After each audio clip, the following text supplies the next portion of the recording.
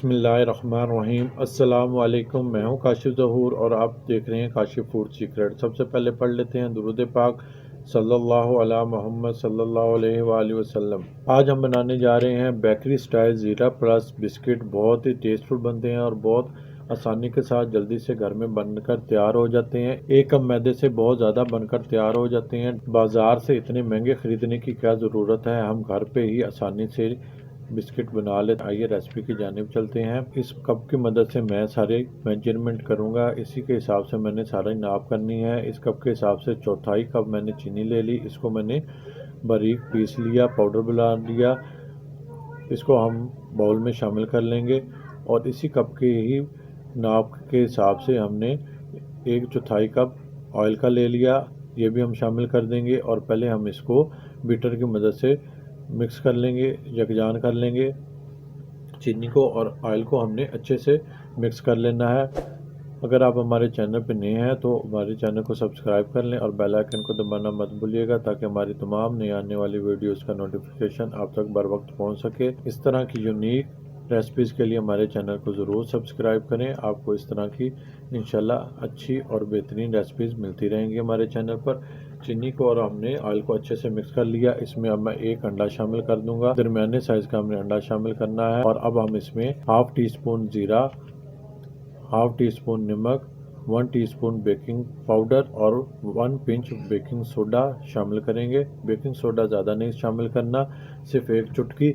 और 1 कप मैदा हम इसमें शामिल कर देंगे। इसी कप के हिसाब से हमने सारी चीज़ें ली थी। मैदे को हम छान कर लेंगे, इसको छानना ज़रूरी है, इससे मैदे में हवा भर जाती है, जिससे हमारे बिस्किट बहुत खस्ता तैयार होते हैं। अब हमने सबको मिक्स कर लेना है, एक चीज़ रह गई, अब हम वो भी मिक्स कर लेंगे। 1 टीस्पून मैं इसमें वनीला एसेंस शामिल करूँगा, ये अंडे की स्मेल को ख़त्म करते हैं और अच्छा टेस्ट आता है। अब हम इसको अच्छे से डो को गूंद लेंगे हाथों की मदद से। हमने अच्छे से डो को बना लेना है, गूंद लेना है। हमने ना इसमें पानी शामिल करना है और ना ही दूध शामिल करना है, अंडे और ऑयल में ही हमने डो को गूंद लेना है। अगर आप सारी चीज़ों की मिकदार सही शामिल करेंगे तो आपकी डो बेहतरीन बनेगी। देखें माशाल्लाह कितनी बेहतरीन डो बनकर तैयार है। अब हम इसको बेल लेते हैं। इसको बेलने के लिए मैंने एक शॉपर लिया, घर में जो आम रूटीन में शॉपर इस्तेमाल होते हैं वही मैंने लिया और कटिंग कर लिया। इसमें हम अपना डो को रख लेंगे और ऊपर से भी शॉपर को लगाकर और बेलने से इसको बेल लेंगे। शॉपर लगाने का मकसद ये है कि इससे हमारी बेलने के साथ बैटर नहीं चिपकेगा और बहुत आसानी के साथ हम इसको बेल लेंगे और इसकी कटिंग बहुत आसानी से हो जाती है। हम इसको अच्छे से बेल लेंगे, बहुत ज़्यादा मोटा भी नहीं रखना और बारीक भी नहीं, क्योंकि इसने बाद में फूलना भी है। जब हमने इसको बेक करना है तो इसने फूलना है। हम इसको ज़्यादा मोटा नहीं रखेंगे। अब मैं इसको एक कटर की मदद से कट कर लूँगा। आप घर में किसी भी बर्तन से, किसी भी बर्तन के ढकने से आप इसको कट कर सकते हैं। मैं फीडर के ढकने से इसको कट कर रहा हूँ। ये साइज़ बेकरी वाला है, जो सा बेकरी में साइज़ इस्तेमाल होता है वही साइज़ है। आप छोटे बड़े भी कर सकते हैं। मैं एक बार में कटिंग कर लूँगा, जितनी आसानी से कटिंग हो जाएंगे, और इसको मैं डिश आउट कर लूँगा। आप किसी भी बर्तन का ढकना ले लें, सिल्वर का हो या स्टील का, इसको ऊपर से ग्रीस कर लें। 2 कतरे ऑयल के ऊपर डालकर हाथों से ऊपर अच्छे से मसल दें, अच्छे से ग्रीस कर लें ताकि हमारे बिस्किट नीचे से ना चिपकें। अब मैं एक एक करके बिस्किट ढकने पे रख लूँगा। हमने बिस्कुटों को फासले से रखना है, साथ साथ जोड़कर नहीं रखना, क्योंकि बिस्किट हमारे फूलने भी हैं, मोटे भी होंगे और साइज़ में भी बड़े होंगे, फिर ये आपस में जुड़ जाएंगे। अगर हम इनको साथ साथ जोड़ के रखेंगे, थोड़े थोड़े फासले पे हम बिस्किट सारे रख लेंगे। एक ढकने पे मैंने बिस्किट रख लिए हैं और ये बाकी डो जो सी इसको दोबारा से इकट्ठा करके मैं बेल लूँगा और इनको भी मैं कटिंग कर लूँगा। एक कढ़ाई मैंने चूल्हे पर चढ़ा लिया है, इसको मैंने 15 मिनट पहले मीडियम आंच पर गर्म कर लिया था। और एक बर्तन हमने बीच में रख लिया जिससे हमारे बिस्किट वाली ट्रे ऊपर रहे।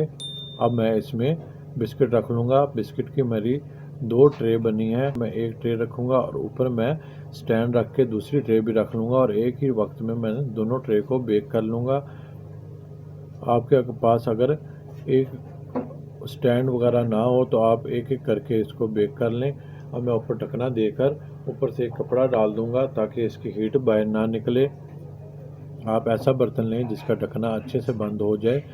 अब मैं इसको लो टू मीडियम आंच पर रखकर 15 से 20 मिनट बेक कर लूँगा। तकरीबन 20 मिनट हो चुके हैं। देखें माशाल्लाह कितना प्यारा कलर आया है और बेहतरीन बनकर तैयार हुए हैं। अब मैं इनको डिश आउट कर लूँगा। इनको मैं बाहर निकाल लेता हूँ देचकी से। पहली ट्रे निकाल ली है और दूसरी ट्रे भी हम इसी तरीके से निकाल लेंगे। पहले ऊपर से स्टैंड उठा लेंगे और फिर हम दूसरी ट्रे भी निकाल लेंगे। इनको हमने रूम टेम्परेचर पे लेके आना है, उसके बाद हमने इसको डिश आउट करना है। पहले हम इनको ठंडा कर लेंगे। 15 से 20 मिनट मैं इनको कमरे में रख दूंगा ताकि ये अच्छे से ठंडे हो जाएं। फिर मैं आपको दिखाता हूँ कि ये कैसे बने हैं।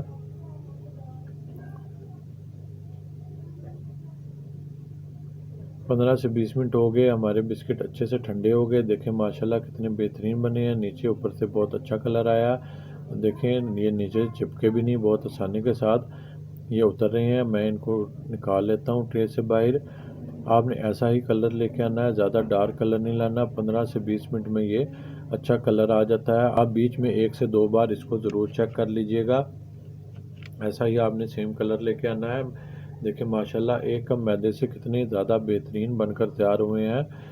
बहुत ज़्यादा क्वांटिटी में बनकर तैयार हुए हैं और बिल्कुल मार्केट जैसा टेस्ट है। जैसे आप किसी अच्छी बेकरी से या किसी ब्रांड का बिस्किट आप इस्तेमाल करते हैं, सेम वैसा ही टेस्ट है। आप बनाकर इसको किसी एयर टाइट जार में रख लें और महीना भर इस्तेमाल करें, मेहमानों को पेश करें। आपके मेहमान गैस नहीं कर पाएंगे कि ये घर के बने हुए हैं या बाज़ार के। देखिए माशाल्लाह कितने बेहतरीन खस्ता बनकर तैयार हुए हैं, अंदर तक कुक हुए हैं। हेल्दी पकाएं, हेल्दी खाएं। अपना और अपनों का बहुत ख्याल रखें। मुझे भी अपनी दुआओं में याद रखें। काशिफ फूड सीक्रेट से काशिफ को दें इजाज़त। अल्लाह हाफिज़।